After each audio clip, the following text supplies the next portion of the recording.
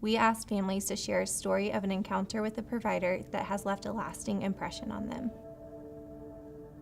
What I wish providers would remember is that they shouldn't assume what Malachi can and cannot do when greeting us and meeting us, and to just ask, what his level of ability is. If there's one thing I'd want providers to know about my daughter and my family beyond the diagnosis, is that there is someone behind that diagnosis. It's a person. It's a human being who has a real life, who has a family. We have a lot of things going on in our life, not just the diagnosis. I had the experience of joining a friend for a cardiology appointment. We share the same cardiologist. However, Malachi only sees him about once a year. Dr. XYZ, you know Angela, Malachi's mom, and being the polite man that he is, he said, "Of course I do," and shook my hand. I knew very well he didn't know who I was. The conversation took a turn about dentists who see children with special needs that he was recommending to my friend.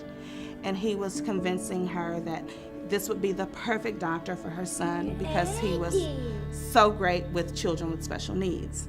And he says he is amazing with these kids. I mean, he's really, really good. He'd be great with your son. He's so good. He even sees, those kids with Down syndrome. You can't even talk to those kids. Not realizing that Malachi, my son, has Down syndrome. It left me speechless. Again, I knew when he greeted me that he didn't realize who my son was. And it just reminds me that often people don't realize who they're talking to or about, and that someone's always listening. One thing I wish a provider, any provider, doctor, therapist, would have told me about my daughter, Kayla. I wish they would have helped me stay focused on what I wanted for Kayla, where I wanted her to go, and what I wanted in the future. So no matter what bogged down, no matter what the diagnosis was, when they saw me getting down and losing a vision, just ask me, "Now where did you want Kayla to go when she grows up? What do you want?" And then help me get there. I've been getting boiled down to education. How we educate the public.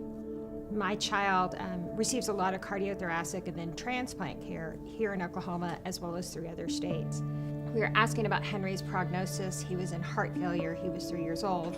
We were trying to get listed on the for transplant.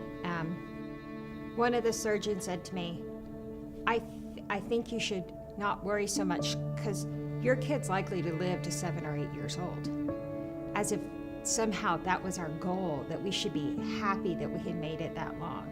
And that was another moment where I realized that somebody who has expertise in a medical condition, a keen surgical skill, really doesn't know very much about child development, the trauma that our families are going through, and our goals to thrive. I think it's so important that providers realize that the primary caregiver of that child is so important in the mix of how that child is going to do themselves long term. And if that primary caregiver is not hanging in there, that child is not going to do as well as they could otherwise.